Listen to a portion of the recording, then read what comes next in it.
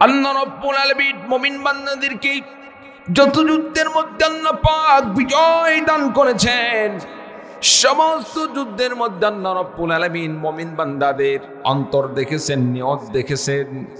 মুমিন বান্দাদের যেখানে নিয়ত সবচেয়ে বেশি পাকা ছিল আল্লাহ পাক সেখানে মুমিন বান্দাদেরকে অবশ্যই বিজয় দান করেছেন।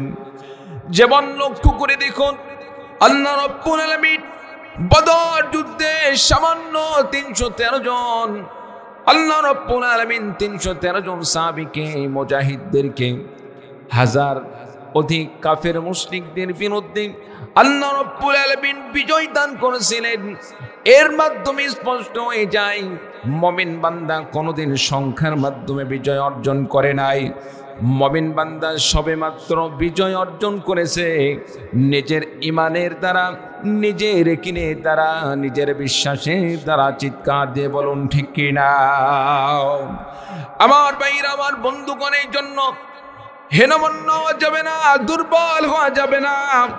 কাফেরের শক্তি যতই বেশি হোক না কেন, কুফরের শক্তি যতই বেশি হোক না কেন, মুমিন বান্দা যদি ঈমান পাক্কা করে সঠিক ঈমান নিয়ে, সঠিক সিদ্ধান্ত নিয়ে, আল্লাহকে সন্তুষ্ট করার নিয়ত নিয়ে মুমিন বান্দা যদি মাঠে ময়দানে ঝাঁপিয়ে পড়ে, আর যদি মনে মনে এই নিয়ত থাকে যদি বেঁচে যায়, আল্লাহ রাব্বুল আলামিন বেঁচে গেলে আমাকে আল্লাহ রাব্বুল আলামিন রাজত্ব দান করবেন, খেলাফত দান করবেন, আল্লাহ পাক গাজী বানাবেন। আর যদি ইসলামের জন্য লড়াই করতে করতে দুনিয়া থেকে বিদায় নিয়ে চলে যায়, দুনিয়া থেকে বিদায় নিয়ে চলে গেলে তবুও মুমিনদের কোনো পরাজয় নেই। মুমিন বান্দা যদি লড়াই করতে করতে, ইসলামের পক্ষে লড়াই করতে করতে মুমিন বান্দা যদি দুনিয়া থেকে বিদায় নিয়ে চলে যায়, আল্লাহ রাব্বুল আলামিন মুমিন বান্দাকে শহীদের উচ্চ মাকাম দান করে, শাহাদাতের উচ্চ মাকাম দান করে আল্লাহ রাব্বুল আলামিন মুমিন বান্দাকে শহীদ হিসেবে কবুল করে নেবেন। বলুন সুবহানাল্লাহ। কে বলেছেন? আর চিৎকার দিয়ে বলুন কে? আল্লাহ পাক বলেছেন, বান্দা তোমরা সংখ্যা নিয়ে তুমি বিজয় হওয়ার আশা দেখো না, ঈমানের দাবিতে তুমি বিজয় হওয়ার আশা করো। কারণ ঈমান যদি তোমার পাকাপোক্ত হয়, ঈমান যদি তোমার পরিপূর্ণ হয়, পরিপূর্ণ ঈমান নিয়ে যদি তুমি ইসলামের পক্ষে লড়াই করো, ইসলামের বিজয় দেখার স্বপ্ন দেখো, আমি আল্লাহ রাব্বুল আলামিন সংখ্যায় যতই কম হোক না কেন আমি আল্লাহ পাক তোমাদেরকে বিজয় দান করবই করব। বলুন সুবহানাল্লাহ। আমার ভাইরা, আমার বন্ধুগণ, আল্লাহ রাব্বুল আলামিন পবিত্র কোরআনে কারীমের মধ্যে ঘোষণা দিয়ে বলেন, ওয়ালা তাহিনু ওয়ালা তাহজানু ওয়া আনতুমুল আ'লাউনা ইন কুনতুম মুমিনিন। আল্লাহ রাব্বুল আলামিন বললেন, মুমিন বান্দারা লড়াইয়ের মধ্যে তোমরা, লড়াইয়ের মাঠে তোমরা হীনমন্য হয়ো না, তোমরা দুর্বল হয়ে পড়ো না। কাফেরদের সংখ্যা দেখে, কাফেরদের অস্ত্র দেখে, কাফেরদের সৈন্য সংখ্যা দেখে, কাফেরদের অস্ত্রের বাহার দেখে তোমরা দুর্বল হয়ে পড়ো না, তোমরা চিন্তিত হয়ে পড়ো না, তোমরা দুর্বল হয়ে পড়ো না, তোমরা মনোবল হারিয়ে ফেলো না। আল্লাহ রাব্বুল আলামিন ঘোষণা দিয়ে বলেন, ইন কুনতুম মুমিনিন, তোমরা যদি প্রকৃতপক্ষে মুমিন হয়ে থাকো, প্রকৃতপক্ষে ঈমানদার হয়ে থাকো, আমি আল্লাহ রাব্বুল আলামিন ঘোষণা দিয়ে দিলাম, বান্দা আমি আল্লাহ পাক তোমাদেরকে বিজয় দান করব। বলুন সুবহানাল্লাহ। তাহলে যে কথা বললাম, আপনাদের সামনে যে কথাটি বলতে চাচ্ছিলাম, মুসলমানদের বিজয়কে সংখ্যা দিয়ে হয়? মুসলমানদের বিজয়কে সংখ্যা দিয়ে অর্জন হয়েছে কোনোদিন? সংখ্যার বিনিময়ে মুসলমানদের কোনোদিন বিজয় আসে নাই। মুসলমানদের বিজয় এসেছে শুধুমাত্র ঈমানি মজবুতের কারণে। চিৎকার দিয়ে বলুন ঠিক কিনা? প্রিয় ভাই সব, এই জন্য মানুষ কম, এই জন্য আপনি মানসিকভাবে দুর্বল হয়ে পড়বেন। আহারে, এইদিকে দেখলে খালি লাগে, ওই দিকে দেখলে খালি লাগে, কখন যেন কি অবস্থা হয়, কেমন হয়, চলে যাব। আল্লাহ পাক দেখা যাচ্ছে যে রহমতের ছায়ার নিচে এসে বসার ব্যবস্থা করে দিয়েছেন। হয়তো শয়তানের ওয়াসওয়াসায় পড়ে আপনি মাহরুম হয়ে যেতে পারেন। চিল্লা বলুন ঠিক কিনা? সম্মানিত উপস্থিতি, আল্লাহ রাব্বুল আলামিন এই যে কোরআনের মাহফিল করার ব্যবস্থা করে দিলেন, সুযোগ করে দিলেন। এতদিন পর্যন্ত মন চাইলেই মাহফিল করা যায় নাই। কে বলেন ঠিক কিনা? যত বাধা আমরা লক্ষ্য করেছি, দীর্ঘ 15-16 বছর পর্যন্ত আমরা দেখেছি কোরআনে কারীমের তাফসীর মাহফিল করতে গেলে যত প্রকার বাধা বিপত্তির মাধ্যমে মাহফিলগুলোকে বন্ধ করে দেওয়া হতো। তাদেরকে যদি অতিথি না করা হয় মাহফিল করা যাবে না। মাহফিলের মধ্যে যদি কোনো ইসলামী দলের নেতা সেখানে যদি আলোচনা করে, যাদেরকে তাদের এক প্রকার দেখলে গা জ্বালাপোড়া করে, এইরকম কোনো বক্তা যারা হক কথা বলে তাদেরকে দাওয়াত করলে মাহফিল করার অনুমতি পাওয়া যাইত না। সম্মানিত উপস্থিতি, বড় আফসোসের বিষয়, আল্লাহ পাক সেই পরিস্থিতি থেকে সুন্দর একটি পরিবেশে আল্লাহ রাব্বুল আলামিন আপনাকে আমাকে অনুকূল একটি পরিবেশ তৈরি করে দিয়েছেন। এখনো যদি আমি কোরআনের কথা শুনতে না আসি, মনে করতে হবে আমার কপালে আপনার কপালে শনি আছে, আপনার আমার কপালে বড় দুর্ভাগা আছে। কারণ কোরআনের মাহফিল, কোরআনের তাফসীর আগে করতে ইচ্ছা করলেও করার সুযোগ ছিল না। এখন মাহফিল করার আয়োজন করার ব্যবস্থা হচ্ছে। আল্লাহ পাক সেই সুযোগের ব্যবস্থা করে দিয়েছেন, সেই সুযোগ করে দিয়েছেন। তারপরেও কোরআনের কথা শুনতে আসলাম না। বুঝতে হবে আমার মতো হতভাগা আর কোনো ব্যক্তি হতে পারে না। চিৎকার দিয়ে বলুন ঠিক কিনা? সম্মানিত উপস্থিতি, এই জন্য এলাকায় যে সমস্ত ভাইরা এখনো অবস্থান করছেন, আমি তাদেরকে অনুরোধ করবো একটি দিন কোরআনের কথা শোনার জন্য আসুন।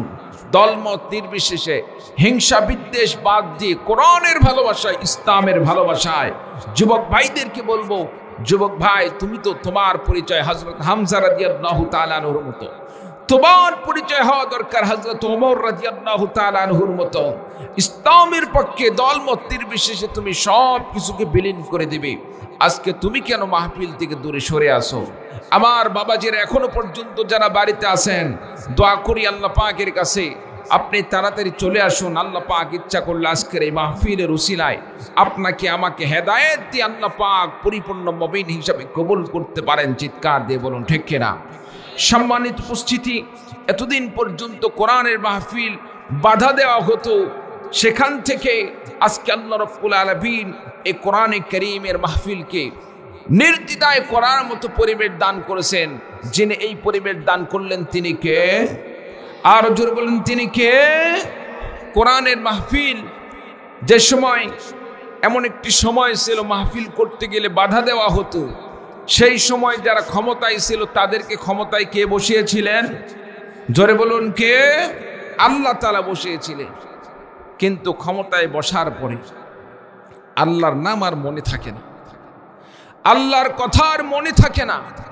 আল্লাহ পাক যে সম্মান দেওয়ার মালিক, আল্লাহ রাব্বুল আলামিন ইজ্জত দেওয়ার মালিক, সেই কথা তার মনে থাকে না। সে মনে করে আমি বাপদাদার পৈতৃক সম্পত্তি হিসাবে আমি ক্ষমতার চেয়ারে বসেছি, এই চেয়ার আমার বংশই সারা জীবন ভোগ করবে, এইরকম তারা চিন্তা করেছিল।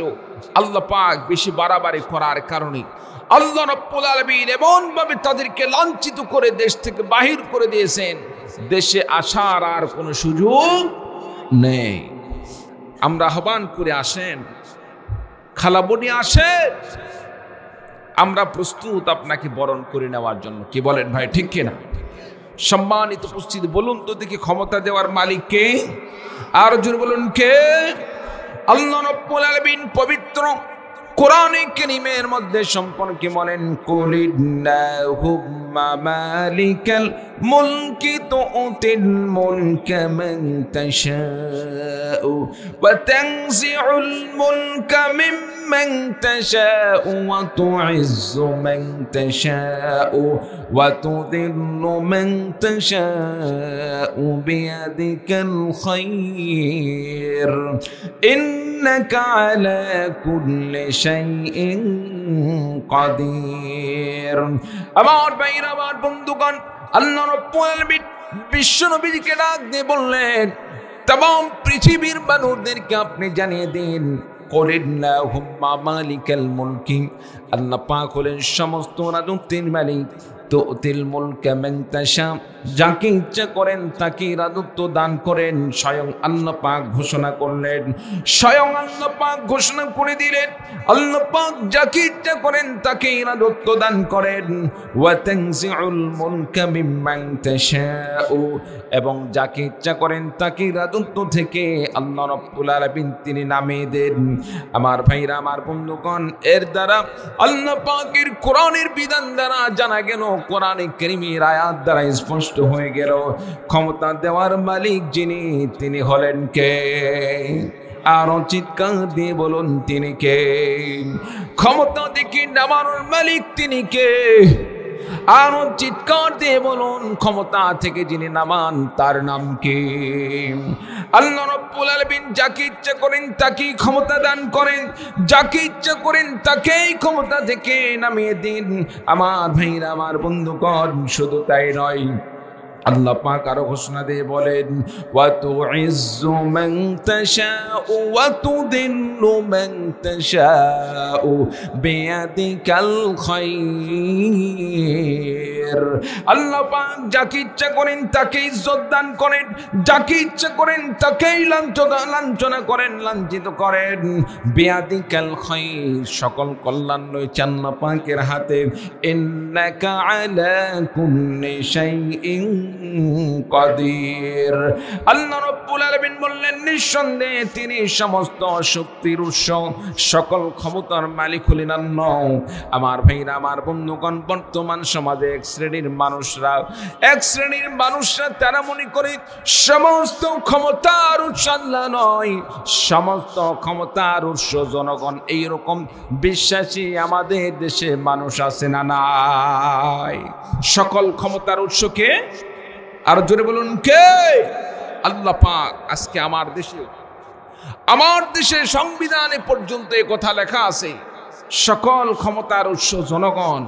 এটা যদি আপনার আমার আকীদা বিশ্বাস থাকে, এই বিশ্বাস থাকলে সকল ক্ষমতার উৎস জনগণ, এই বিশ্বাস নিয়ে যদি আপনি আমি মারা যায়, বেঈমান হয়ে মারা যাওয়া ছাড়া আর উপায় নাই। বেঈমান হয়ে মারা যেতে হবে। চিৎকার দিয়ে বলুন নাউযুবিল্লাহ। প্রিয় ভাই সব, এই জন্য আমি একটি প্রস্তাব রাখি, দেশ যেহেতু তৃতীয়বারের মতো স্বাধীন হয়েছে, আগের সেই জোড়াতালি দেওয়া সংবিধান দিয়ে দেশ আর চলতে পারে না। যে দেশের শতকরা 95% মুসলমান, 95% মুসলমানের দেশে ঈমান বিধ্বংসী কোনো আইন ব্যবস্থা চালু থাকবে, আপনি আমি মুসলিম হয়ে, মুমিন হয়ে এমন আইন আপনি আমি কোনো কিছুতেই আপনি আমি মেনে নিতে পারি না, বরদাস্ত করতে পারি না। চিৎকার দিয়ে বলুন মুমিন, ঠিক কিনা? প্রয়োজনে আপনাকে আমাকে এই সংবিধানকে চেঞ্জ করতে হবে। রক্ত তো আমরা দিয়েছি, আমাদের অনেকে জীবন দিয়েছে, রক্ত দিয়েছে, শহীদ হয়ে গিয়েছে। জীবন দেওয়ার পরে, শহীদ হয়ে যাওয়ার পরে, এত ছাত্র, এত জনতা জীবন দেওয়ার পরেও যদি আপনি আমি মুসলমান হওয়া সত্ত্বে আগের সেই বেঈমান কুফরি আকীদা যদি আপনাকে আমাকে মাথা পেতে মেনে নিয়েই চলতে হয়, তাহলে এই জীবনটা রাখার চাইতে জীবনটা দিয়ে দেওয়াই ভালো। কি বলেন, ঠিক কিনা? সম্মানিত উপস্থিতি, এই জন্য সমস্ত আলেমদেরকে একটি কথা বলতে হবে, সকল ক্ষমতার উৎস আল্লাহ পাক, এই বিশ্বাস এটা সাংবিধানিকভাবে আসতে হবে।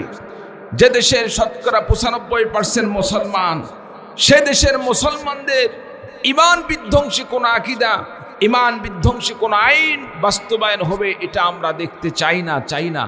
এমন বিধানকে আপনাকে আমাকে অবশ্যই এটাকে পরিহার করতে হবে এবং এটাকে পরিবর্তন করে এই আপনার আমার জন্য, মুমিন বান্দার জন্য এমন সংবিধান হওয়া দরকার। সকল ক্ষমতার উৎস একমাত্র, আর জোরে বলুন কে? আল্লাহ পাক। এই বিশ্বাস রাখতে হবে। এটা ব্যক্তি থেকে শুরু করে, জনগণ থেকে শুরু করে রাষ্ট্রীয় পর্যন্ত এটা থাকতে হবে। আগে যেমন বিসমিল্লাহ ছিল, বিসমিল্লাহ যেমন ছিল, যারা রেখেছিলেন আলহামদুলিল্লাহ, মাশাআল্লাহ। পরবর্তীতে এসে এই দাদা বাবুদের চেলাচামটাগুলো এক পর্যায়ে 95% মুসলমানের দেশ থেকে বিসমিল্লাহ পর্যন্ত তারা তুলে ফেলে দিয়েছে। সম্মানিত উপস্থিতি, শুধু তাই নয়, দিনে দিনে তারা ইসলামকে তারা কুক্ষিগত করার মতো তারা পরিবেশ তৈরি করে ফেলে দিয়েছিল। হয়তো বা আর 5টা বছর পাইলে আপনার আমার হয়তো কালিমা পড়ে প্রকাশ্যে ঘোরাঘুরি করার হয়তো সুযোগ থাকতো না। আল্লাহ পাক আপনাকে আমাকে হেফাজত করেছেন, বলুন আলহামদুলিল্লাহ। আমার ভাইরা, আমার বন্ধুগণ, সকল ক্ষমতার উৎস আল্লাহ রাব্বুল আলামিন। আল্লাহ পাক ক্ষমতা দেওয়ার মালিক, আল্লাহ রাব্বুল আলামিন ক্ষমতা থেকে নামানোর মালিক, আল্লাহ পাক ইজ্জত দেওয়ার মালিক, আল্লাহ পাক ইজ্জত থেকে নামানোর মালিক, বেইজ্জত করার মালিক আল্লাহ রাব্বুল আলামিন। আমার ভাইরা, আমার বন্ধুগণ, যে সমস্ত মানুষরা বিশ্বাস করে না, যেই সমস্ত মানুষরা মুসলমান দাবি করেও যারা সকল ক্ষমতার উৎস আল্লাহ রাব্বুল আলামিন এই বিশ্বাস স্থাপন করে না, সে ব্যক্তি মুমিন দাবি করে 5 ওয়াক্ত নামাজ পড়ুক, রোজা রাখুক, হজ করুক, যাকাত দান করুক, আর তার বিশ্বাস যদি এমন হয় সকল ক্ষমতার উৎস জনগণ, আল্লাহর কসম করে বলছে, সে যদি একটি জীবন নয় কিয়ামত পর্যন্ত যদি সে নামাজ পড়তেই থাকে, রোজা রাখতেই থাকে, 1 ওয়াক্ত নামাজও তার কবুল হবে না, বলুন নাউযুবিল্লাহ। আমার ভাইরা, আমার বন্ধুগণের জন্য আল্লাহ পাক যখন সম্মান দান করেন, যখন রাজত্ব দান করেন, আল্লাহ পাক ভালোবেসে রাজত্ব দান করেন, যেভাবে হোক আল্লাহ রাব্বুল আলামিন ক্ষমতা দান করেন, রাজত্ব দান করেন। এই ক্ষমতা মুমিনকেও দান করতে পারেন, বেঈমানকেও দান করতে পারেন। আমার ভাইরা, আমার বন্ধুগণ, মুমিন বান্দা হয়ে যদি ক্ষমতা পাওয়ার পর ক্ষমতার যদি দুর্ব্যবহার করে, আল্লাহ রাব্বুল আলামিন ইচ্ছা করলে দুনিয়াতেই তার বদলা দেখাইতে পারেন। কত ক্ষমতাসীন দুনিয়াতে যারা মুমিন নামে মুনাফিকতা করে মুসলমানদের প্রতি অত্যাচার করেছেন, জুলুম করেছেন, আইন করে তারা ইসলামকে কুক্ষিগত করার চেষ্টা করেছে, নামাজ বন্ধ করার চেষ্টা করেছে, আজান বন্ধ করার চেষ্টা করেছে, আলেমদেরকে বছরের পরে বছর কারাগারে আবদ্ধ করে রেখেছে, মাসের পরে মাস আলেমদেরকে বেকারণে অকারণে রিমান্ডে দিয়ে নির্যাতন করেছে। তাদের একমাত্র অপরাধ ছিল সত্য কথাগুলো বলা, কোরআন হাদিসের সত্য কথাগুলো মানুষের সামনে তুলে ধরা। যারা এইরকম ভাবে আলেমদেরকে নির্যাতন করেছে, নির্যাতন করে জুলুম করে তারা ক্ষমতায় টিকে থাকার স্বপ্ন দেখেছিল, আল্লাহ রাব্বুল আলামিন তাদেরকে, ফেরাউনকে যেমন ভাবে আল্লাহ রাব্বুল আলামিন নীল নদের মধ্যে পানিতে চুবিয়ে চুবিয়ে আল্লাহ পাক দুনিয়া থেকে বিদায় করে দিয়েছিলেন, নমরুদকে আল্লাহ রাব্বুল আলামিন যেমন মশার মাধ্যমে আল্লাহ পাক দুনিয়া থেকে বিদায় দিয়েছিলেন, ঠিক তেমনি ভাবে এমন স্বৈরাচারদেরকে আল্লাহ রাব্বুল আলামিন আমার জমিন থেকে, আমার দেশ থেকে তারা রান্নাকৃত ভাত খাবার ইচ্ছা ছিল, খাবার মতো আল্লাহ পাক তাদেরকে সুযোগ দান করেন নাই। রান্না করলো কিন্তু খাইতে পারলো না, দেশ থেকে পলায়ন করতে তারা বাধ্য হয়েছিল। চিৎকার দিয়ে বলুন ঠিক কিনা? সম্মানিত উপস্থিতি, এখান থেকে শিক্ষা নিতে হবে। আপনার আমার জন্য শিক্ষার বিষয় রয়েছে। মন খারাপ হচ্ছে কি? হিস্সর লোক নাকি আপনারা? হ্যাঁ, জেল খাটালো, জেল খাটালো, বগুড়ার পরিচয় তো জেল খাটালো, কি বলেন ঠিক কিনা? সম্মানিত উপস্থিতি, মনে রাখতে হবে একটি জিনিস, মনে রাখতে হবে, অন্যায় সেটা অন্যায়, অন্যায় কোনোদিন ন্যায় হতে পারে না। অন্যায় সেটা অন্যায়। সে একজন যদি আলেম হয়েও অন্যায় করে সেটা অন্যায়, কি বলেন ঠিক কিনা? ওই যে দেখা গেল না 5 তারিখের বিদায়ের পর থেকে কত আল্লামাতুদ দাহার আপার বিদায়ের সাথে সাথে দেখা যাচ্ছে মসজিদের ইমামতি থেকে তারাও পলায়ন করতেছে। তার মানে কি? মসজিদে থেকে তারা আপা থাকা পর্যন্ত কোনো হক কথা বলে নাই। চামচামি করে তারা ইসলাম বিরোধী যত কার্যক্রম আছে সমস্ত কার্যক্রম চালিয়েছে। গায়ের জোরে, ক্ষমতার জোরে তারা মসজিদের মেম্বারে বসে আবল তাবল বিভিন্ন প্রকার কথা বলছে এবং হক্কানি আলেমদেরকে তারা নির্যাতন করার একটি ফন্দি তৈরি করেছিল। চিৎকার দিয়ে বলুন ঠিক কিনা? বাইতুল মুকাররমের ইমাম সাহেব, খতিব সাহেব আপনি এত বড় একজন নামি দামি ব্যক্তি, আপনি পলায়ন করবেন কেন? ইমাম সাহেব পলায়ন করার কোনো কারণ আছে? ইমাম সাহেব কোনো দল করে? কোনো দল করে না। ইমাম সাহেবের কাজ হচ্ছে নামাজ পড়াবে, সত্য কথাগুলো বলবে। আমি যদি সত্যবাদী হই, আমি যেই দলই করি না কেন, আমি ন্যায়ের পক্ষে থাকি। আমি যদি সৎ পথে থাকি, আমি যদি কোরআন হাদিস মোতাবেক চলি, আমার উপর পাহাড় এসে আমাকে চাপ দিয়ে শেষ করে দিতে পারে, কিন্তু আমি আমার নীতি থেকে আমি কোনোদিন লড়তে পারি না। চিল্লা বলুন ঠিক না? সম্মানিত উপস্থিতি, পলায়ন করবে সে সমস্ত ব্যক্তি যে সমস্ত ব্যক্তিরা প্রকৃতপক্ষে অন্যায়ের সাথে জড়িত ছিল। কি বলেন ঠিক না? সম্মানিত উপস্থিতি, এই তো যারা মাথায় টুপি দিয়ে, যারা সুন্দর পোশাক পরে আলেম নাম ধারণ করে আলেমদেরকে নির্যাতন করার পেছনে, হক্কানি আলেমদেরকে নির্যাতন করেছে, এবং ওই জালেমদেরকে ক্ষমতায় টিকে থাকার জন্য যারা বিভিন্নভাবে সহযোগিতা করে গিয়েছে, ধর্মীয় সাইড দিয়ে হোক, বিভিন্ন সাইড দিয়ে হোক, মনে করতে হবে তারা প্রকৃতপক্ষে আলেম নয়, তারা আলেম নামে জালেম। চিল্লা বলুন ঠিক না? সম্মানিত উপস্থিতি, এই জন্য আপনি আমি আলেম হই বা না হই, আপনি আমি মুসলমান, আপনি আমি মানুষ, আপনাকে আমাকে আল্লাহ পাক বিবেক দান করেছেন। এই বিবেকের বিচার আল্লাহ পাক করবেন। বান্দা, তুমি অন্যায় দেখলে অন্যায়ের প্রতিবাদ করলে না কেন? বান্দা, তুমি সত্য দেখেছো, সত্য দেখার পরে তুমি সেটাকে মানো না কেন? বান্দা, তুমি অপরাধ দেখেছো, অপরাধ দেখার পরে তুমি প্রতিবাদ করলে না কেন? সম্মানিত উপস্থিতি, যারাই এতদিন পর্যন্ত অন্যায়ের প্রতিবাদ করেছে, অন্যায়ের সাথে আপোষ না করে ঘাড়ে 10টা 20টা 30টা 40টা মামলা নিয়ে যারা দিনের পরে দিন কারাগারে তারা এইরকম ভাবে ঘোরাফেরা করছে, নির্যাতনের শিকার হয়েছে, ঘর বাড়ি ছাড়া হয়ে যারা এক পর্যায়ে আপনার ধানের আবাদ, ধানের খেত ইত্যাদি এগুলোর মধ্যে যারা জীবন পার করেছে, প্রিয় ভাই সব, তারা যদি প্রকৃতপক্ষে অন্যায়ের প্রতিবাদ করার জন্য এই শাস্তি পেয়ে থাকে, আল্লাহ পাক তাদেরকে আখিরাতে এর বদলা দান করবেন। বলুন সুবহানাল্লাহ। আর যারা নামাজ পড়ে, যারা রোজা রেখে জালেমদের সাথে যারা আতাত করে চলেছে, আর দেশবিরোধী যত ষড়যন্ত্র হয়েছে সেটাকে বাস্তবায়ন করার সুযোগ দিয়েছে, নামাজ পড়লেও তাদের রক্ষা নাই। কারণ তারা মুমিন না, তারা হচ্ছে প্রকৃতপক্ষে মুনাফিক। কারণ জালেমদের সাথে কোনো আলেমের সম্পর্ক হতে পারে না, জালেমদের সাথে কোনো ন্যায়নিষ্ঠবান ব্যক্তি, ইমানদার ব্যক্তির কোনো সম্পর্ক থাকতে পারে না। চিৎকার দিয়ে বলুন ঠিক না? সম্মানিত উপস্থিতি, তাহলে আপনাকে আমাকে বিশ্বাস করতে হবে সমস্ত ক্ষমতা দেওয়ার মালিককে আল্লাহ পাক।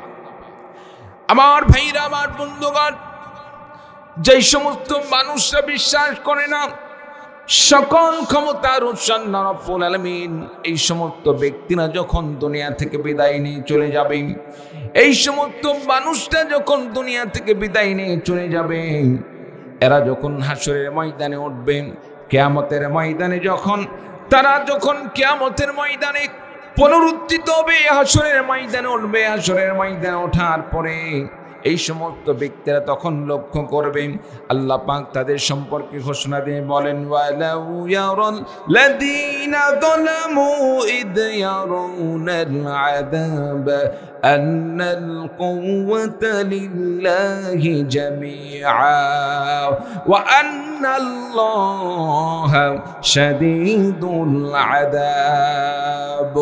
যারা দুনিয়াতে আল্লাহ পাককে বিশ্বাস করলো না, সমস্ত ক্ষমতার উৎস আল্লাহ রাব্বুল আলামিন, এই বিশ্বাস যারা স্থাপন করলো না, যারা মনে করে সমস্ত ক্ষমতার উৎস হলো জনগণ, এই বিশ্বাস নিয়ে যারা দুনিয়া থেকে বিদায় নিয়ে চলে গেল, এই সমস্ত ব্যক্তিদেরকে যেদিন হাসরের ময়দানে আল্লাহ পাক পুনরুত্থিত করবেন, পুনরুত্থিত করার পরে সে সময় যখন এই বান্দারা কঠিন হাসরের ময়দানে আযাব দেখতে থাকবে, শাস্তিগুলো তারা প্রত্যক্ষ করতে থাকবে, আল্লাহ পাকের আযাব লক্ষ্য করতে থাকবে। এমন সময় তারা অনায়াসে বলে দিবে আন্নাল কুওয়াতা লিল্লাহি জামিআ। সেদিন বান্দা ঘোষণা দিয়ে দিবে, দুনিয়াতে আমি যে বিশ্বাস স্থাপন করেছিলাম, আমি যে বিশ্বাস করেছিলাম সমস্ত ক্ষমতার উৎস জনগণ, আল্লাহর সমস্ত ক্ষমতার উৎস, এই কথা যে আমি দুনিয়াতে মানছিলাম না সেটা ছিল ভুল। আখিরাতে বান্দা ঘোষণা দিয়ে দিবে, আমি ঘোষণা দিয়ে দিলাম সমস্ত ক্ষমতার উৎস হলো আল্লাহ। আমার ভাইরা, আমার বন্ধুগণ, সেদিন সে ঘোষণা দিয়ে দিবে, স্বীকার করে নেবে সমস্ত ক্ষমতার উৎস আল্লাহ। ওয়া আন্নাল্লাহা শাদীদুল আযাব। শুধু তাই নয়, সমস্ত আল্লাহ রাব্বুল আলামিন তিনি হলেন বান্দাদেরকে শক্ত আযাব দেওয়ার মালিক। সেদিন বান্দা সব কিছুকে স্বীকার করে নেবে। আল্লাহ বলবে, বান্দারে, যেখানে মেনে নেওয়ার কথা ছিল, যেখানে তুমি স্বীকার করে নেওয়ার দরকার ছিল, সেখানে তুমি স্বীকার করো নাই। সমস্ত ক্ষমতার উৎস আল্লাহ রাব্বুল আলামিন যেখানে মানার দরকার ছিল সেখানে মানো নাই। আখিরাতে তুমি এই কথা স্বীকার করার দ্বারা তোমার কোনো উপকারে আসবে না, কারণ দুনিয়া গেছে পরীক্ষার জায়গা, পরীক্ষার জায়গায় তুমি পরীক্ষায় ফেল করেছ। আখিরাত হলো প্রতিদানের জায়গা। এখানে এসে তুমি হাজারো বার যদি তুমি স্বীকার করো, কোনো উপকার নাই। যাও যাও, তোমার ঠিকানা জাহান্নাম, জাহান্নামের মধ্যে তুমি ঠিকানা করে নাও। বলুন নাউযুবিল্লাহ। সম্মানিত উপস্থিতি, তাহলে এখান থেকে কি বুঝতে পারলাম? আল্লাহ শাদীদুল আযাব, আল্লাহ পাক তিনি হলেন সবচেয়ে বেশি আল্লাহ পাক কঠিন শাস্তি দেওয়ার মালিক। প্রিয় ভাই সব, এই আয়াতগুলো থেকে আমাদের একটি সঠিক আকীদা শিক্ষা হয়ে গেল। খারাপ লাগে? খারাপ লাগে ভাই? সঠিক আকীদা কি? জনগণের স্বাভাবিকভাবে যে জনগণের ব্রেনের মধ্যে একটি কাজ করে, সকল শক্তির উৎস জনগণ, এই জিনিসটা মুমিন বান্দার অন্তরের মধ্যে যে ধারণাটা আছে, আল্লাহ পাক সুস্পষ্ট ভাষায় এখানে জানিয়ে দিলেন, সকল ক্ষমতার উৎস জনগণ নয়, সকল শক্তির উৎস জনগণ নয়, বরং সকল শক্তির উৎস, সকল ক্ষমতার উৎস হলেন আল্লাহ পাক। প্রিয় ভাই সব, এই বিশ্বাস থাকতে হবে, এই বিশ্বাসটি আপনাকে আমাকে মরতে হবে। ক্ষমতায় যেতে পারেন আর না পারেন, ক্ষমতায় যাওয়ার জন্য যা আপনি মেনে নেবেন, বিশ্বাস করবেন সকল ক্ষমতার উৎস জনগণ। দুনিয়াতে সাময়িক কিছুদিন ভোগবিলাস করতে পারবেন, কিন্তু মনে রাখতে হবে দুনিয়ার জিন্দেগি আসল নয়, আখিরাতের জিন্দেগিটা হচ্ছে আসল। সেখানে কিন্তু আপনাকে স্থায়ী জিন্দেগি, সেখানে আগুনের মধ্যে অবস্থান করতে হবে। চিৎকার দিয়ে বলুন ঠিক কিনা? আল্লাহ পাক আমাদের সকলকে সঠিক আকীদা গ্রহণ করার মতো তৌফিক দান করুন। সকলে বলে আল্লাহুম্মা আমিন। সম্মানিত উপস্থিতি, তাহলে এখান থেকে বুঝতে পারলাম ক্ষমতা দেওয়ার মালিক কে? আল্লাহ পাক।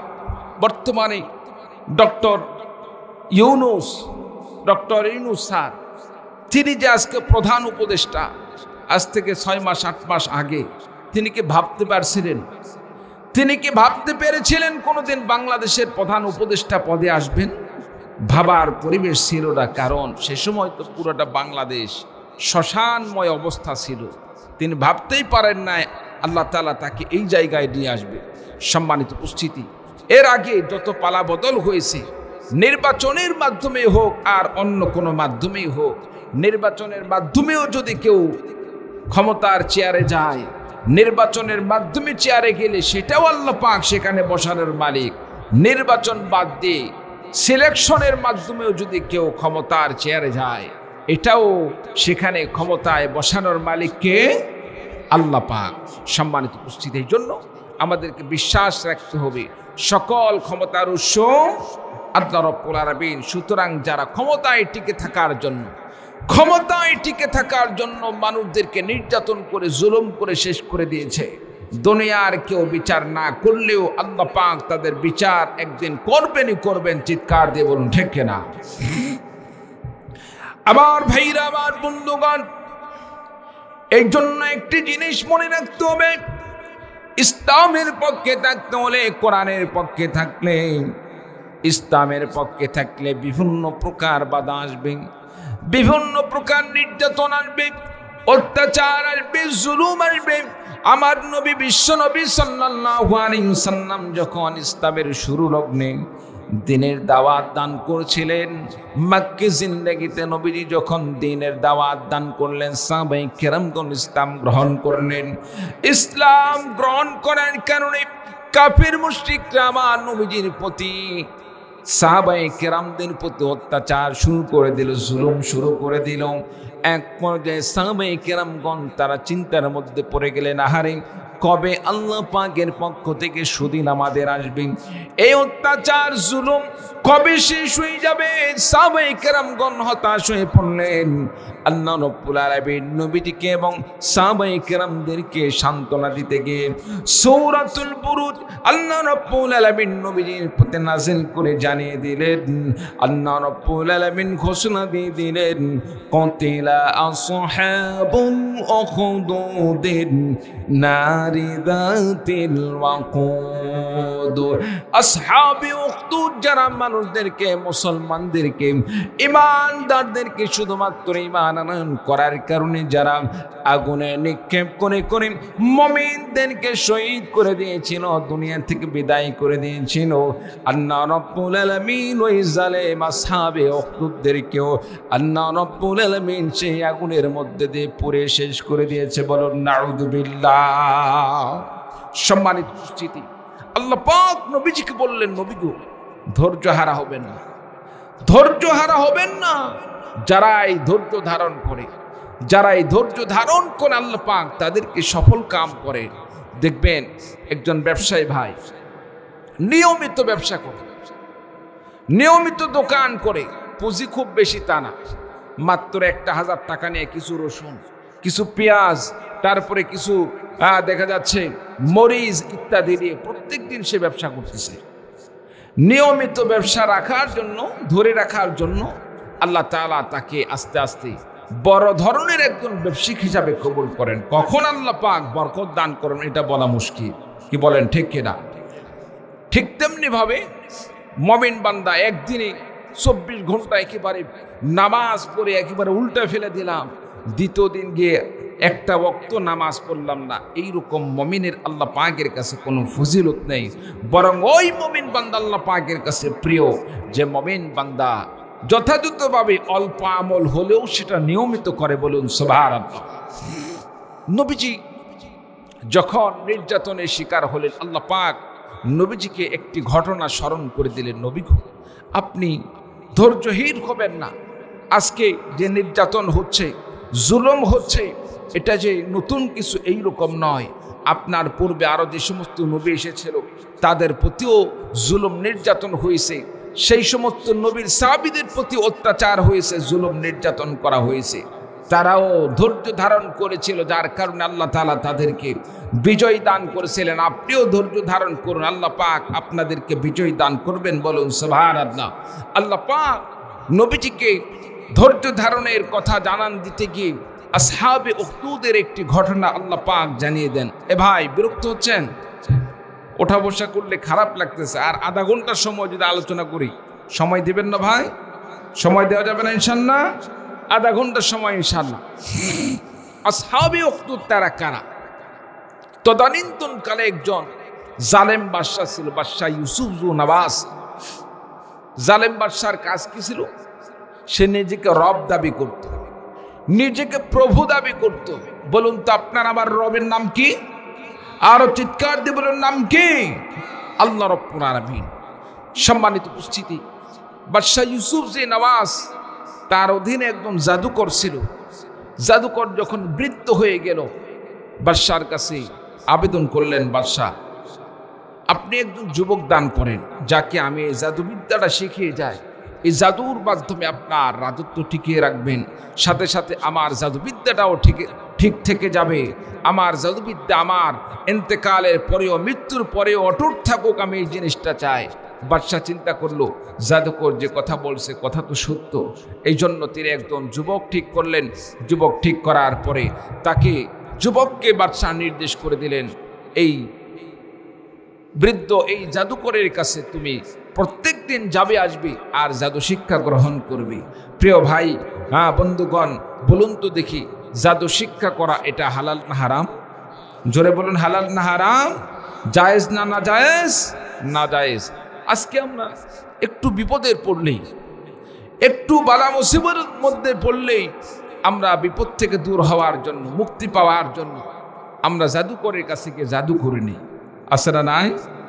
সম্মানিত উপস্থিতি, এই জাদুটোনা এগুলো যে করবে তার জন্য যেমন এটা হারাম, কোনো ব্যক্তি জাদু করে নিলে তার জন্য সেটা হারাম। এই জন্য আমরা বালা মুসিবতে পড়লে দুনিয়ার কোনো মানুষের কাছে ধর্ণা না দিয়ে আল্লাহর ওলিদের কাছে আমরা তাদের কাছে দোয়া চাই। কোরআন হাদিস থেকে তারা যদি দোয়া করে, আলহামদুলিল্লাহ। সবচাইতে বড় কথা হচ্ছে, সব মালিকের মালিক যিনি, তিনি কে? আল্লাহ পাক। সমস্ত কবিরাজের কবিরাজ কে? আল্লাহ পাক। আপনি আরেকজনের কাছে গিয়ে বললেন দোয়া করেন, সেও যার কাছে চাবে, আমিও তার কাছে চাইব। অন্যের কাছে না গিয়ে তাহাজ্জুদে 2 রাকাত 4 রাকাত নামাজ পড়ি, আল্লাহ পাকের কাছে যদি আমি দুহাত তুলে আল্লাহ পাকের কাছে দোয়া করি, আল্লাহ তাআলা আপনার আবার মনের আশা পূরণ করতে পারেন কি পারেন না? জোরে বলুন, পারেন কি পারেন না? অবশ্যই পারেন। আল্লাহ পাকের কাছে দোয়া করেন, আল্লাহ পাক মনের আশা পূরণ করে দিবেন। বলুন সুবহানাল্লাহ। সম্মানিত উপস্থিতি, যুবক প্রত্যেকদিন যাওয়া আসা করে জাদু শিখতে শিখতে এক পর্যায়ে তিনি লক্ষ্য করে দেখলেন রাস্তার পাশে একজন পাদ্রীর বাড়ি। পাদ্রী সবসময় তিনি সে সময় আল্লাহ পাকের সে আসমানি কিতাব তেলাওয়াত করতেন। পাদ্রী যুবক চিন্তা করে, কে এত সুন্দর মধুর কণ্ঠে এরকম তেলাওয়াত করে? সম্মানিত উপস্থিতি, যুবক সেই বাড়িতে গেলেন। যাওয়ার পরে লক্ষ্য করে দেখলেন একজন পাদ্রী আল্লাহ পাকের আসমানি কিতাব পড়তেছেন। সম্মানিত উপস্থিতি, পাদ্রী যুবককে বললেন, যুবক তুমি প্রত্যেকদিন কোথায় যাওয়া আসা করো? যুবক বললেন, আমি ওই জাদুকরের কাছে জাদু শেখার জন্য যাওয়া আসা করি। সম্মানিত উপস্থিতি, এবার পাদ্রী যুবককে জাদু সম্পর্কে জানান দান করলেন, এটা হারাম, তুমি জাদুবিদ্যা ছেড়ে দাও, জাদু শিক্ষা ছেড়ে দাও। ছেড়ে দিয়ে তাওহীদের ধর্ম, আল্লাহ পাকের এক আল্লাহর ধর্ম ইসলামকে মেনে নাও। সম্মানিত উপস্থিতি, সঙ্গে সঙ্গে যুবক তাওহীদের ধর্ম গ্রহণ করে নিলেন, ঈমান আনয়ন করলেন, কালিমা পড়ে মুসলমান হয়ে গেলেন। বলুন সুবহানাল্লাহ। সম্মানিত উপস্থিতি, এক পর্যায়ে যুবক সেখান থেকে ওই পাদ্রীর কাছ থেকে বা জাদুকরের কাছ থেকে ফেরার পথে লক্ষ্য করলেন, মনে করেন আপনাদের বগুড়ার সাত মাথা মোড়, এই মোড়ের মধ্যে যদি বিশাল বড় একটি সাপ পড়ে থাকে বা বিশাল বড় একটি সিংহ যদি দাঁড়িয়ে থাকে, কোনো বাপের বেটা আছে সিংহের সামনে দিয়ে রাস্তা ওভারটেক করে আরেক পাশে যাবে? কারো সাহস এরকম হবে না, কারণ গেলেই তো মুহূর্তের মধ্যে শেষ করে ফেলে দিবে। সম্মানিত উপস্থিতি, এই জন্য যুবক দেখলেন অনেক মানুষ সেখানে জমায়েত হয়ে আছে, মানুষদের কষ্ট হচ্ছে। এক পর্যায়ে যুবক চিন্তা করলেন, এদের উপকার করা দরকার, আর আমার এখানে ধর্মকে যাচাই বাছাই করে নেওয়া দরকার, আসলে কোনটা ধর্ম সত্য, পাদ্রী ধর্ম সত্য নাকি জাদুকরের ধর্ম সত্য। এই জন্য যুবক একটি পাথরের টুকরা নিলেন, নিয়ে আকাশের দিকে তাকালেন। আকাশের দিকে তাকিয়ে বললেন, এই আসমানের মালিক, হে আসমানের মালিক, আকাশের মালিক, আমি তো তোমারে চিনি না, কোনোদিন তোমার সাথে আমার সাক্ষাৎ হয় নাই। আজকে আমি প্রমাণ করতে চাই, আমি যাচাই বাছাই করতে চাই, যদি পাদ্রী ধর্ম সত্য হয়ে থাকে, এই পাথরটি আমি এই সিংহের গায়ে নিক্ষেপ করব। নিক্ষেপ করার সঙ্গে সঙ্গে যদি এই সিংহটি দুনিয়া থেকে বিদায় নিয়ে চলে যায়, তাহলে আমি বুঝবো পাদ্রীর ধর্ম সত্য। আর যদি সিংহটি বেঁচে থাকে, তাহলে মনে করব জাদুকরের ধর্ম সত্য। প্রিয় ভাই সব, এই বলে তিনি আল্লাহর নাম নিয়ে ওই সিংহের গায়ে পাথরটি নিক্ষেপ করলেন। ছোট্ট পাথর নিক্ষেপ করার সঙ্গে সঙ্গে আল্লাহ রাব্বুল আলামিন সিংহটাকে দুনিয়া থেকে চিরতরে মুহূর্তের মধ্যে বিদায় দিয়ে দিলেন। বলুন সুবহানাল্লাহ। ছোট্ট পাথর মারার মাধ্যমে কি সিংহ মারা যাবে? মারা যাবে না। তাহলে মারলেন কে? জোরে বলবেন কে? আল্লাহ পাক মেরেছেন। সম্মানিত উপস্থিতি, এক পর্যায়ে সেখানকার যত মানুষ ছিল সকলে যুবকের কাছে এসে বলতে লাগলেন, যুবকের কাছে এসে বলতে লাগলেন, যুবক, আমরা জানি তুমি একজন অদ্ভুত শক্তির মালিক, অলৌকিক ক্ষমতার মালিক। আমার এই সমস্যা তুমি দূর করে দাও, ওই সমস্যা দূর করে দাও। এক একজন এক একটা দাবি শুরু করে দিল। বাদশার দরবারের একজন মানুষের অন্ধ, সে এসে বলল, যুবক, আমার চক্ষুটাকে ভালো করে দাও, এই দুনিয়াকে আমিও তো একটু দেখতে চাই। সম্মানিত উপস্থিতি, এক পর্যায়ে যুবক বললেন, ভালো করার মালিক তো আমি নয়, ভালো করার মালিক আল্লাহ পাক। আমার ভাইরা, আমার বন্ধুগণ, এক পর্যায়ে যুবক তাদেরকে বললেন, ভালো করার মালিক তো আমি নই, ভালো করার মালিক হলেন আল্লাহ। তবে একটি কাজ করতে পারি, একটা কথা দান করলে আমি আল্লাহ পাকের কাছে দোয়া করে দেব। তোমরা বাদশার ধর্ম ছেড়ে দিন, এক আল্লাহর প্রতি ঈমান আনয়ন করো, তাওহীদের ধর্ম গ্রহণ করো। এক আল্লাহর প্রতি ঈমান আনয়ন করো, তাওহীদের ধর্ম গ্রহণ করো। তাওহীদের ধর্ম যদি তোমরা গ্রহণ করো, আমি আল্লাহ পাকের কাছে দোয়া করে দিব। আল্লাহ রাব্বুল আলামিন দোয়া কবুল করে তোমাদের মনের আশাগুলোকে পূরণ করে দিবেন। বলুন সুবহানাল্লাহ। অন্ধ লোকটিকে যখন যুবক এইভাবে বললেন, অন্ধ লোকটি তার কথাই রাজি হয়ে গেলেন, বিশ্বাস করলেন, মেনে নিলেন, এক আল্লাহর প্রতি ঈমান আনয়ন করলেন। এক আল্লাহর প্রতি যখন ঈমান আনয়ন করলেন, এক আল্লাহর প্রতি ঈমান আনয়ন করার সঙ্গে সঙ্গে যুবক আল্লাহ পাকের কাছে দোয়া করে দিলেন, আল্লাহ রাব্বুল আলামিন তোমার এই বান্দার দুই চক্ষুটাকে ভালো করে দাও। দোয়া করার সঙ্গে সঙ্গে আল্লাহ রাব্বুল আলামিন অন্ধ ব্যক্তির দুইটি চক্ষুকে আল্লাহ রাব্বুল আলামিন পরিপূর্ণ সুস্থ করে দিয়েছেন। বলুন সুবহানাল্লাহ। আশেপাশে আরো যে সমস্ত মানুষগুলো ছিল, তারাও এইরকম ভাবে যুবকের হাতে হাত রেখে যখন ঈমান আনয়ন করলেন, ইসলাম গ্রহণ করলেন, ঈমান আনয়ন করার সঙ্গে সঙ্গে তাদের জন্য দোয়া করলেন। আল্লাহ পাক দোয়া কবুল করে তাদেরকেও সুস্থ করে দিলেন। বলুন সুবহানাল্লাহ। একটু কালিমা পড়ুন, লা ইলাহা ইল্লাল্লাহ, লা ইলাহা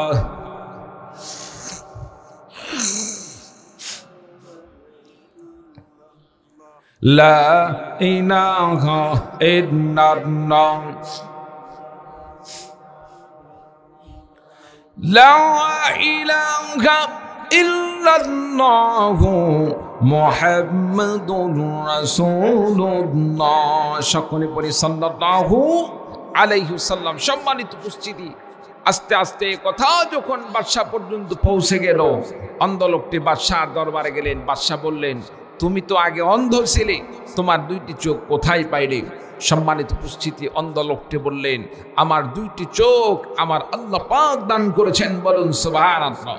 সম্মানিত উপস্থিতি, এবার বাদশা বললেন, তোমার আবার কোন আল্লাহ দান করলো, কোন রব? তোমার রব তো আমি। অন্ধ লোকটি বললেন, তুমি আমার কোনোদিন রব হতে পারো না। আমার রব হলো তিনি, যিনি সমস্ত পৃথিবীকে যিনি লালন পালন করেন, যিনি সমস্ত পৃথিবীকে যিনি সৃষ্টি করেছেন, লালন পালন করেন, তিনি হলেন আমার রব। সম্মানিত উপস্থিতি, এক পর্যায়ে বাদশা বুঝতে পারলেন যে এখানে কোনো সমস্যা হয়ে যাচ্ছে। হঠাৎ করে আমাকে যে রব বলে মানত, আজকে আমাকে বাদ দিয়ে আরেকজনকে রব মানতেছে। এর কারণটা কি, রহস্যটা কি? তাকে গ্রেফতার করা হলো। গ্রেফতার করার পর রিমান্ড দেওয়া হলো। রিমান্ড দেওয়ার পরে তাকে বলা হলো, তুমি কার কাছ থেকে ধর্ম গ্রহণ করলে, কার কাছ থেকে এই ধর্মটা শিখলে? সম্মানিত উপস্থিতি, এক পর্যায়ে লোকটি বললেন, আমি অমক যুবকের কাছ থেকে এই আমি ধর্মান্তরিত হয়েছি, আমি ঈমান আনয়ন করেছি। সম্মানিত উপস্থিতি, যুবককে উপস্থিত করা হলো, যুবককে রিমান্ড দেওয়া হলো। রিমান্ডের পরে, নির্যাতনের পরে এক পর্যায়ে সেই পাদ্রীকে গ্রেফতার করা হলো। পাদ্রীকে গ্রেফতার করার পরে বাদশা এবার পাদ্রীকে দুনিয়া থেকে চিরতরে বিদায় দিয়ে দিলেন। এরপরে যারা ঈমান এনেছিল তাদেরকেও শেষ করে দিলেন। বাকি রইল যুবককে বললেন, তোমাকে এত হালকাভাবে মারলে আমার দেশের জনগণের শিক্ষা হবে না।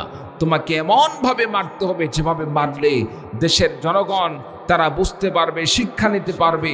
একজন বাদশার বিরুদ্ধে বা বাদশার ধর্মকে ত্যাগ করে অন্য ধর্ম গ্রহণ করলে, বাদশাকে রব হিসাবে না মেনে অন্য কাউকে রব মানলে তার শাস্তি কেমন হয় তোমার কাছ থেকে যেন শিক্ষা নিতে পারে। এজন্য বাদশাহ সিদ্ধান্ত নিলেন তাকে পাহাড়ের চূড়া থেকে নিক্ষেপ করে শেষ করে ফেলে দিবে। সম্মানিত উপস্থিতি, সৈন্যবাহিনী প্রস্তুত।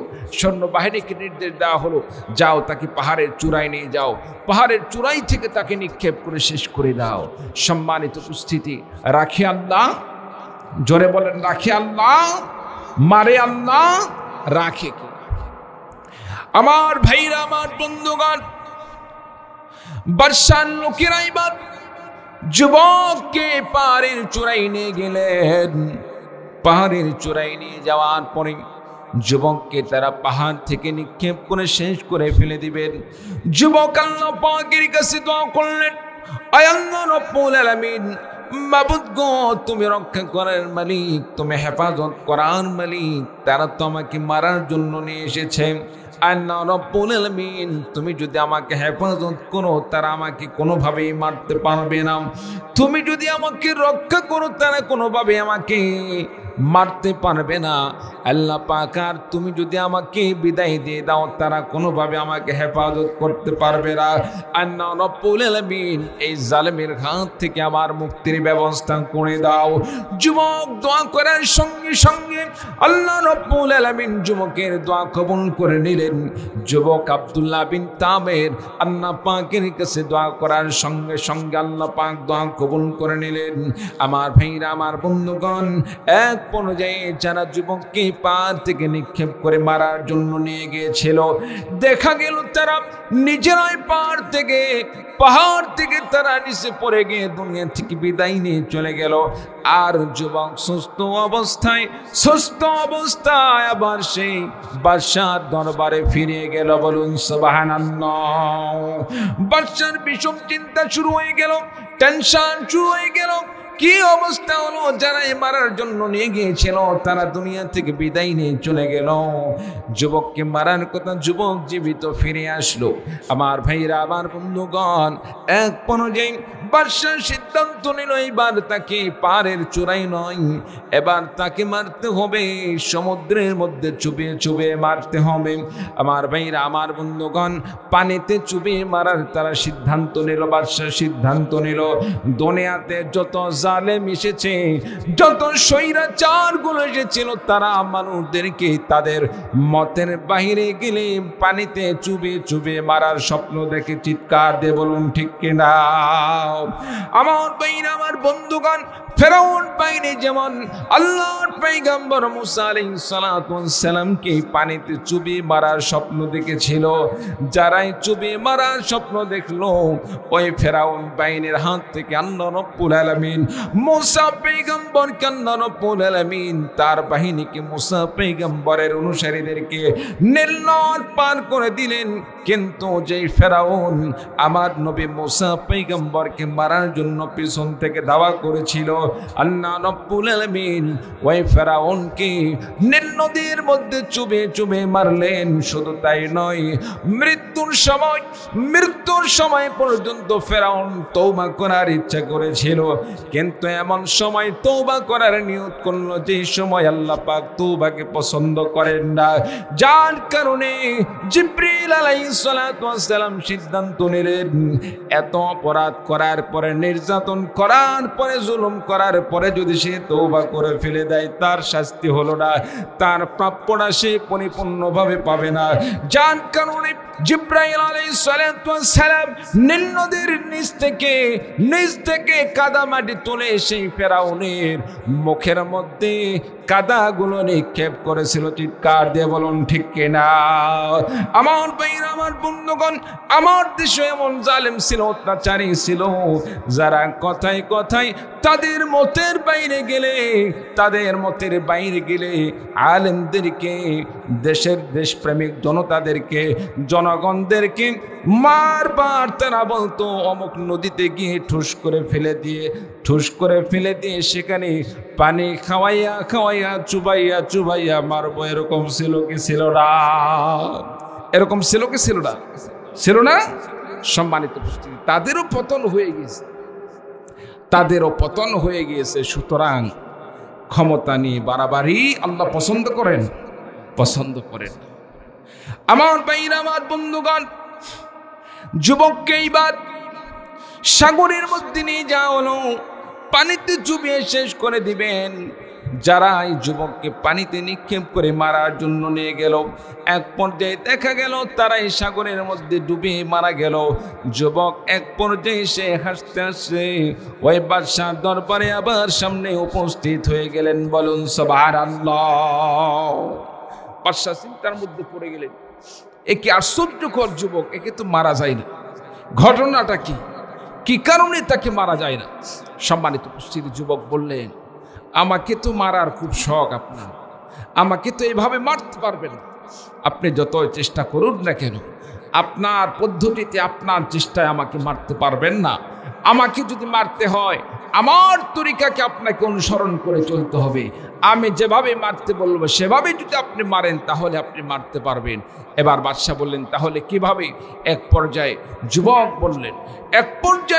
যুবক বললেন, তাহলে একটি কাজ করেন, একটি দিন নির্ধারণ করেন, একটি মাঠ নির্ধারণ করেন। যেমন আপনাদের বগুড়ার মধ্যে উল্লেখযোগ্য মাঠ হচ্ছে আলতাফুন্নেসা খেলার মাঠ। কি বলেন, ঠিক কিনা? আলতাফুন্নেসার খেলার মাঠ, খেলার জন্য যেমন দিন নির্ধারণ হয়, সমস্যা ভাই? আচ্ছা, আলতাফুন্নেসা খেলার মাঠ দেখা যায় ফাইনাল খেলার জন্য যখন এলান হয়ে যায় অমুক তারিখে বাঘে সিংহের লড়াই আলতাফুন্নেসা খেলার মাঠে খেলা হবে, হাজার হাজার মানুষের সেখানে একেবারে ভিড় জমে যায়, দর্শকের ভিড়ের কারণে একেবারে মাঠটা টাপটুপা হয়ে যায়। সম্মানিত উপস্থিতি, যুবক বললেন, তাহলে এক কাজ করেন, একটি মাঠ নির্ধারণ করেন, মনে করেন আলতাফুন্নেসা খেলার মাঠ, আর দিন নির্ধারণ করেন শুক্রবার দিন মানুষ অবসর থাকে। শুক্রবার দিন সমস্ত মানুষদেরকে ঘোষণা দিয়ে দেন, অমক দিনে অমক মাঠে অমক যুবককে হত্যা করা হবে। যুবককে বাদশার নিয়মে মারতে পারে নাই, যুবক যেভাবে মারার কথা বলবে সেভাবেই মারবে, আর যুবক দুনিয়া থেকে বিদায় নিয়ে চলে যাবে। সমস্ত মানুষকে উপস্থিত হওয়ার জন্য আপনি নির্দেশ প্রদান করুন। বাদশা তাই করল। বাদশা ঘোষণা দিয়ে দিন সকলকে সেখানে উপস্থিত হওয়ার জন্য। সম্মানিত উপস্থিতি, এক পর্যায়ে দেখা গেল হাজার হাজার লক্ষ লক্ষ মানুষের সমাগম, স্টেজ কায়েম করা হলো, স্টেজ সেখানে স্থাপন করা হলো, স্টেজে যুবককে ওঠানো হলো। চতুর্পাশে হাজার হাজার লক্ষ লক্ষ মানুষ সমাগত হয়ে আছে, সকলেই অপেক্ষায় রয়েছে কখন যুবককে মারা হবে, কিভাবে মারা হবে, আর যুবক কেমনেই বা দুনিয়া থেকে বিদায় নিয়ে চলে যাবে। সম্মানিত উপস্থিতি, যুবক বাদশাকে বললেন, একটি বাক্য বলবো, এই বাক্য বলে যদি আপনি আমার গায়ে তীর নিক্ষেপ করেন বা কোনো কিছু নিক্ষেপ করেন তাহলে আমি দুনিয়া থেকে বিদায় নিয়ে চলে যাব। সেই বাক্যটা কি? যুবক বললেন, বাক্যটা পড়বেন, বিসমি রব্বি হাদাল গোলাম, অর্থাৎ এই যুবকের, এই গোলামের রবের নামে আমি শুরু করছি, অর্থাৎ আল্লাহর নামে শুরু করছি। আমরা যেমন প্রত্যেকটা কাজ শুরু করার সময় আমরা কি করি? বিসমিল্লাহির রহমানির রহিম, আমরা যেভাবে বিসমিল্লাহ পড়ি, যুবক বললেন তুমিও আমাকে মারার সময় কিছু লাগবে না, বিসমিল্লাহ বলে নিক্ষেপ করো, আমি দুনিয়া থেকে বিদায় নিয়ে চলে যাব। সম্মানিত উপস্থিতি, বাদশা বিসমিল্লাহ বলে, বিসমি রব্বি হাদাল গোলাম বলে নিক্ষেপ করলেন।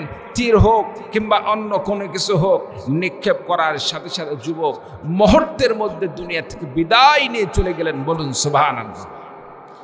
বাদশা ভাবতে লাগলেন, আহারে, এতদিন পর্যন্ত যে বিপদকে আমি লক্ষ্য করছিলাম, আজকে বিপদ মুক্ত হয়ে গেলাম, আমার সামনে আর কোনো কাঁটা নেই, আমার ক্ষমতা আর কেউ দখল করতে পারবে না। সম্মানিত উপস্থিতি, আসলে কারণের পিছনে আরেকটি কিছু কারণ থাকে। কি বলেন, ঠিক কিনা? এতগুলো মানুষ সেখানে উপস্থিত, যুবক যাকে বাদশা মারার এত চেষ্টা করলো, মারতে পারলো না, আর যুবক নিজেই বলে দিল আমাকে এইভাবে মারো, তাহলে আমাকে মারতে পারবে। যুবকের জীবন দেওয়ার পিছনে তার কোনো রহস্য নাই। কি মনে করেন রহস্য নাই?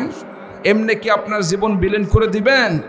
এমনি কি আপনি গাড়ির চাকার তলে পড়বেন না। সম্মানিত উপস্থিতি, যুবক একটি নিজের প্রাণকে আল্লাহ রাস্তায় কুরবানি করে দিলেন। ফলে কি দেখা গেল? সেখানে যতগুলো মানুষ উপস্থিত ছিল সমস্ত মানুষ তারা চিন্তা করতে লাগলো, আহারে, বাদশার ধর্ম যদি সত্যই হয়ে থাকে, এতদিন পর্যন্ত বাদশাহ যুবককে মারতে পারলো না কেন? এতদিন পর্যন্ত মারতে পারলো না কেন? আর আজকে যুবক যেভাবে মারতে বলেছে সেভাবে মারার কারণে যুবক দুনিয়া থেকে বিদায় নিয়ে চলে গেল। তার মানে ডালমে কুচ কালা হে, এর মধ্যে কিছু রহস্য আছে। এতদিন পর্যন্ত বাদশাহ আমাদের কাছে সে জুলুম করে অত্যাচার করে প্রভু সেজেছে, আসলে সে প্রভু নয়, মূল প্রভু হচ্ছে যুবক যে প্রভুকে মেনেছে সেই প্রভুই হচ্ছে আসল প্রভু। চিৎকার দিয়ে বলুন সুবহানাল্লাহ। আমার ভাইরা, আমার বন্ধুগণ, উপস্থিত সমস্ত মানুষ সিদ্ধান্ত নিলেন বাদশাহকে আর আমরা রব বলে মানতে চাই না। এতদিন পর্যন্ত আমাদের সাথে ধোঁকা দেওয়া হয়েছে, আমাদেরকে বিভিন্নভাবে ধোঁকায় ফিরে আমাদেরকে রব হিসাবে তাকে মানতে বাধ্য করেছে। আমরা আর বাদশাহকে রব বললে মানতে চাই না, রব হিসাবে মানতে চাই না। আমরা ঘোষণা দিয়ে দিলাম আমান্না বিরাব্বি হাদাল গোলাম। সমস্ত মানুষ ঘোষণা দিয়ে দিলেন এই যুবক যেই রবের প্রতি ঈমান আনয়ন করেছে, যুবক যেই রবকে রব বলে মেনে নিয়েছে, যাকে আল্লাহ বলে, মাবুদ বলে, উপাস্য বলে মেনে নিয়েছে, আমরা সকলেই ঘোষণা দিয়ে দিলাম আমরা সেই রবের প্রতি ঈমান আনয়ন করলাম। বলুন সুবহানাল্লাহ। সম্মানিত উপস্থিতি, বুঝে থাকলে বলুন বাদশার বিপদ কমলো না বাড়লো? জোরে বলেন, কমলো না বাড়লো? বাড়লো। কেন? আগে শত্রু ছিল কয়টা? একটা। আর এখন শত্রুটা ঘরে ঘরে শত্রু। আগে ছিল একটা শত্রু, এখন ঘরে ঘরে শত্রু। সম্মানিত উপস্থিতি, হ্যাঁ হ্যাঁ করব, ঘরে ঘরে শত্রু তৈরি হয়ে গেল। বাদশাহ চিন্তার মধ্যে পড়ে গেলেন, আহারে কি করি? কেসও খুঁড়তে গিয়ে দেখা যাচ্ছে সাপ বাহির হয়েছে, এখন কি করবে? সম্মানিত উপস্থিতি, এক পর্যায়ে বাদশাহ চিন্তার মধ্যে পড়ে গেলেন, কি করা যায়? আশেপাশে তো কিছু শয়তান মার্কা মন্ত্রী থাকে, বাদশাহর উপদেষ্টা থাকে, বাদশাহ ইচ্ছা করলে কিন্তু তওবা তাকিদ করে ফিরে আসতে পারে। বরং তারা কি করলো, এভাবে হবে না স্যার, সবাইকে একবার সমানভাবে পিষে ফেলে দেন, সবাইকে আগুন দিয়ে শেষ করে দেন, রোলার দিয়ে পিষে শেষ করে দেন, যাতে করে আপনার বিরোধিতা করার মতো কেউ না থাকে। সম্মানিত উপস্থিতি, এক পর্যায়ে এইরকম মন্ত্রীদের যখন পরামর্শ পাইল, বাদশাহ সিদ্ধান্ত নিলেন বড় বড় চুলা খনন করো, চুলা খনন করে সেখানে আগুন জ্বালাইতে থাকো, দীর্ঘদিন পর্যন্ত আগুন জ্বলবে। আগুন জ্বালানোর পরে সেখানে আগুন যখন প্রখর, এইরকম আগুনের প্রখরতা তীব্র হবে, এমন সময় এক একজন মুসলমানকে ধরা হবে আর বলা হবে ঈমান ছাড়বা নয়তো জীবন দিতে হবে। যদি ঈমান ছাড়ো, যদি এক আল্লাহর প্রতি ঈমান ছেড়ে দাও, তাহলে তুমি মুক্তি পেয়ে যাবা। আর যদি ঈমান না ছাড়ো, এই আগুনের মধ্যে নিক্ষেপ করে শেষ করে দেওয়া হবে। সম্মানিত উপস্থিতি, এক পর্যায়ে দেখা গেল সমস্ত মানুষ তারা নিজের জীবনকে আল্লাহর রাস্তায় কুরবানি করে দিলেন। একজন বান্দাও ঈমান ছাড়া হলেন না। বলুন সুবহানাল্লাহ। কেমন ঈমান ছিল তাদের, কেমন ঈমান ছিল! আগুনের মধ্যে তারা নিক্ষিপ্ত হয়ে নিজের জীবন কুরবানি করে দিলেন, কিন্তু বাতিলের কাছে মাথা নত করলেন। ঈমান একবার এনেছি, ঈমান আর ছাড়ব না, এই সিদ্ধান্তে তার অটল ছিল। আপনি আমি কি করি, আপনি আমি কি করি? একটু বিপদ আসলেই আমার আল্লাহ যে এক, অনেক সময় হয়তো সেই কথাও আমরা অনেক সময় ভুলে যাই। কি বলেন, ঠিক না? সম্মানিত উপস্থিতি, এই জন্য আপনাকে আমাকে ঈমানের প্রতি মজবুত থাকতে হবে, ইয়াকিনের প্রতি মজবুত থাকতে হবে। জীবন চলে যাবে, মাটির নিচে গেড়ে দেওয়া হবে, কিন্তু ঈমান থেকে এক চুল পরিমাণও পিছপা হওয়া যাবে না। রাজি আছে তো ইনশাআল্লাহ? রাজি আছে তো ইনশাআল্লাহ? সম্মানিত উপস্থিতি, সে সময় শেষ পর্যন্ত একজন মার কোলে দুধের একটি সন্তান ছিল। দুধের সন্তানটি মায়ের কোলে থাকার কারণে মা চিন্তা করলে, আমি আগুনে নিক্ষিপ্ত হতে কোনো বাধা নেই, কিন্তু আমার সন্তানের কি অবস্থা হবে? সন্তানের জন্য তিনি একটু ইতস্তবোধ করতেছিলেন, আমার সন্তানের কি অবস্থা হবে। আমার ভাইরা, আমার বন্ধুগণ, ওই আসহাবে উখদুদ কাফিরের দল তারা মনে করতেছিল এই মহিলাটি হয়তো ঈমান ছেড়ে দিবে। আমার ভাইরা, আমার বন্ধুগণ, এমন সময় আল্লাহ রাব্বুল আলামিন শিশু বাচ্চার জবান খুলে দিলেন। আল্লাহ পাক মুখে কথা ফুটিয়ে দিলেন। আল্লাহ রাব্বুল আলামিন জবান খুলে দিলেন। শিশু বাচ্চা মাকে লক্ষ্য করে বললেন, ইয়া উম্মাহু ইসবিরি ফাইন্নাকি আলাল হক। হে মা, তুমি ধৈর্য ধারণ করো, তুমি শান্ত হও, তুমি ধৈর্য ধারণ করো, তুমি ভয় পেও না। তুমি যে আগুন দেখতেছো, তুমি আগুন দেখে তুমি ভয় পেও না, আমার জন্য কোনো চিন্তা করো না। আমাকেও যদি আগুনের মধ্যে নিক্ষেপ করে দেয়, কোনো ভয়ের কারণ নেই, চিন্তার কোনো কারণ নেই। কারণ যে আগুন আমরা দেখতেছি এটা মূলত মুমিন বান্দাদের জন্য আগুন নয়।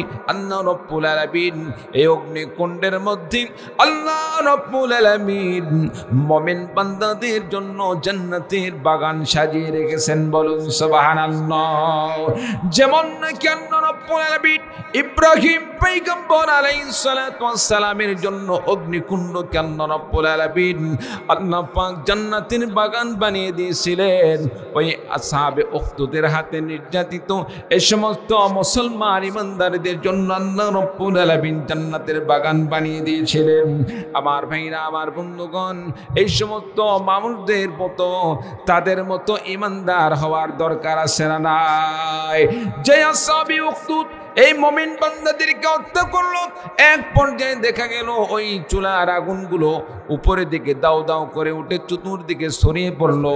যে কাফের মুশরিকরা মুসলমানদেরকে হত্যা করে নির্যাতন করে আনন্দ ভোগ করতেছিল, এই আগুনটা চতুর্দিকে ছড়িয়ে পড়ার কারণে কাফের মুশরিকরাও পুড়ে শেষ হয়ে গেল। কাফের মুশরিকরা আগুনে পড়ে তারা ছারখার হয়ে গেল। আমার ভাইরা, আমার বন্ধুগণ, আমরা লক্ষ্য করে দেখতেছি যুগের পরে যুগে কাফের মুশরিকরা ফিলিস্তিনের মুসলমানদের প্রতি তারা অত্যাচার করছে, জুলুম করছেন, নির্যাতন করছেন। মা বাবার সামনে সন্তানকে হত্যা করে ফেলে দিচ্ছে, সন্তানের সামনে মা বাবাকে শেষ করে ফেলে দিল। ছোট্ট ছোট্ট বাচ্চাগুলো তারা এমনকি কান্নার অবস্থায় আল্লাহ পাকের কাছে বিচার দিয়ে মানুষদেরকে জানান দিয়ে দিলেন, আমাদের সাথে যা কিছু করা হলো এর বিচার আমরা আল্লাহ পাকের কাছে দিয়ে দিলাম।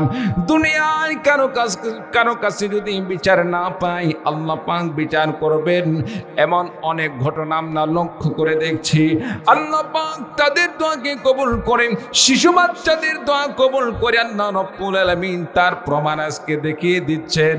জালেমদেরকে আল্লাহ রাব্বুল আলামিন কেমন শায়েস্তা করেন, যে আমেরিকার লক্ষ লক্ষ কোটি কোটি টাকার অস্ত্র দিয়ে ইসরায়েলের সন্ত্রাসরা, ইসরায়েলের ইহুদি সন্ত্রাসরা মুসলমানদেরকে হত্যা করেছে, নিষ্পাপ শিশুদেরকে হত্যা করেছে, নিরপরাধ মা বোনদেরকে যারা দুনিয়া থেকে বিদায় দিয়েছে হত্যা করেছে।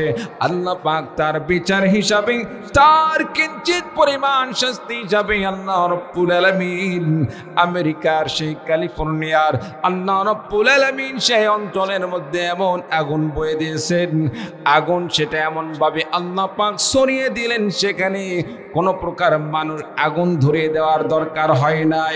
শত শত বিল্ডিং গুলো, হাজার হাজার বিল্ডিং গুলো আগুনে পুড়ে ছারখার হয়ে গেল। 20 তলা 30 তলা 40 তলা বিল্ডিং গুলো ধ্বংস হয়ে শেষ হয়ে গেল, কত মানুষ পুড়ে ছারখার হয়ে গেল। আল্লাহ পাকের এই আযাবকে প্রতিরোধ করার মতো তাদের কোনো ক্ষমতা নাই। 70,000 ফায়ার সার্ভিসের গাড়ি লাগেও তারা পানি দিয়ে সে আগুনকে নিভাইতে পারলো না। আকাশ দিয়ে, বিমান দিয়ে পানি দিয়েও তারা আগুন নিভাইতে পারলো না। তার মানে স্পষ্ট হয়ে যায়, আল্লাহ রাব্বুল আলামিন যাকে একবার ধরে তাকে আর রক্ষা করার মতো দুনিয়াতে কোনো শক্তি নাই। চিৎকার দিয়ে বলুন ঠিক কিনা? সম্মানিত উপস্থিতি, আল্লাহ পাক সেখানে ফিলিস্তিনের এই শিশু বাচ্চাদের আল্লাহ রাব্বুল আলামিন নির্যাতনের বদলা হিসাবে, আল্লাহ পাক তাদের বিচার হিসাবে সামান্য কিছু আল্লাহ রাব্বুল আলামিন আযাবের নমুনা দুনিয়াতে দেখিয়ে দিলেন। যে আগুন মানুষও ধরে দেয় নাই, কোথায় থেকে কিভাবে আগুন আসলো, এসে সেই আগুন যেমনভাবে পোড়াইতেছে, সাথে সাথে কোথায় থেকে বাতাস আসতেছে, বাতাস মুহূর্তের মধ্যে আগুন এক জায়গায় থেকে আরেক জায়গায় নিয়ে গিয়ে সেখানকার সবগুলো জ্বালিয়ে পুড়ে শেষ করে দিচ্ছে। সম্মানিত উপস্থিতি, এই শাস্তি কার পক্ষ থেকে? আর জোরে বলুন, কার পক্ষ থেকে? আল্লাহ পাকের পক্ষ থেকে। এই শাস্তি যে তাদের জন্য শেষ, বিষয়টা এরকম নয়। এটা তো দুনিয়ার ন্যূনতম শাস্তি। আখেরাতে এর চাইতে আরো কঠিন শাস্তির ব্যবস্থা আছে। আল্লাহ পাক তাদের কঠিন শাস্তির ব্যবস্থা রেখেছেন। সেই শাস্তি কি হবে সেটা জানার দরকার আছে না নাই? আর জোরে বলেন, জানার দরকার আছে না নাই? একটু কালিমা পড়ুন, লা ইলাহা ইল্লাল্লাহ, লা ইলাহা ইল্লাল্লাহু মুহাম্মাদুর রাসূলুল্লাহ। সকলে বলি সাল্লাল্লাহু আলাইহি ওয়াসাল্লাম। সম্মানিত উপস্থিতি, শেষ ফিনিশিং ইনশাআল্লাহ।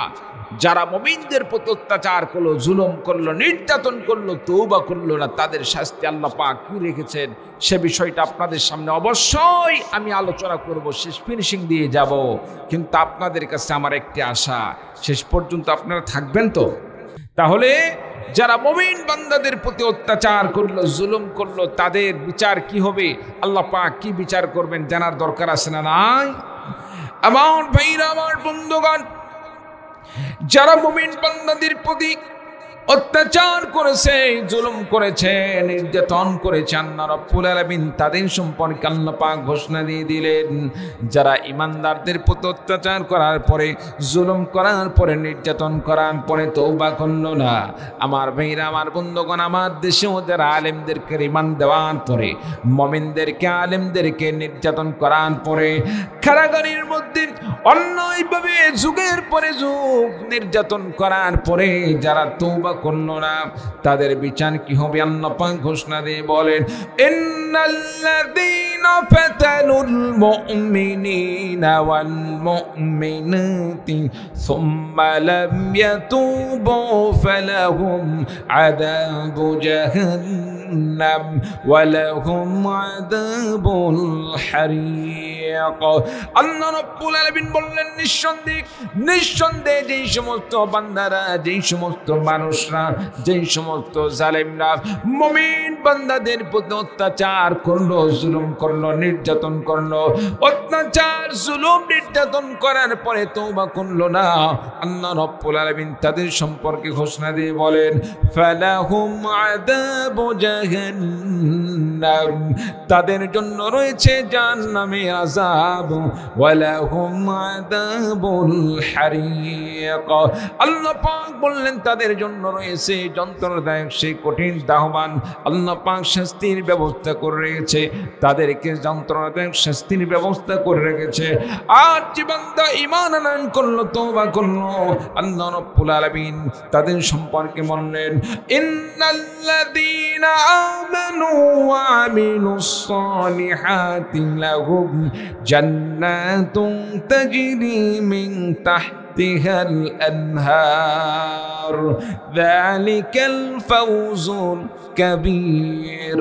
আল্লাহ পাক বললেন, নিঃসন্দেহে যারা আল্লাহ পাকের প্রতি ঈমান আনয়ন করেছে, নেক আমল করেছে, ইসলামের জন্য সংগ্রাম করেছে, ইসলামের জন্য রক্ত দিয়েছে, জীবন দিয়েছে, তাদের জন্য আল্লাহ পাক ঘোষণা দিয়ে বলেন, আল্লাহ রাব্বুল আলামিন তাদের জন্য এমন জান্নাতকে তাদের জন্য প্রস্তুত করে রেখেছেন। তারা এমন জান্নাতের মধ্যে অবস্থান করবে, যেই জান্নাতের তলদেশ দিয়ে আল্লাহ রাব্বুল আলামিন ঝর্ণা প্রবাহিত করে রেখেছেন। বলুন সুবহানাল্লাহ।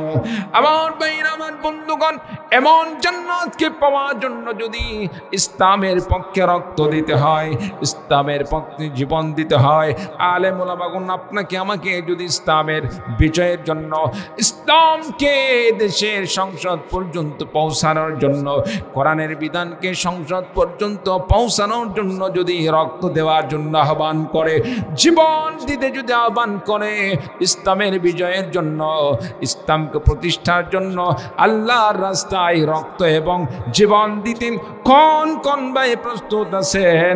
একটা বার দুখান হাত তুলে আল্লাহ তাআলাকে দেখিয়ে দিন।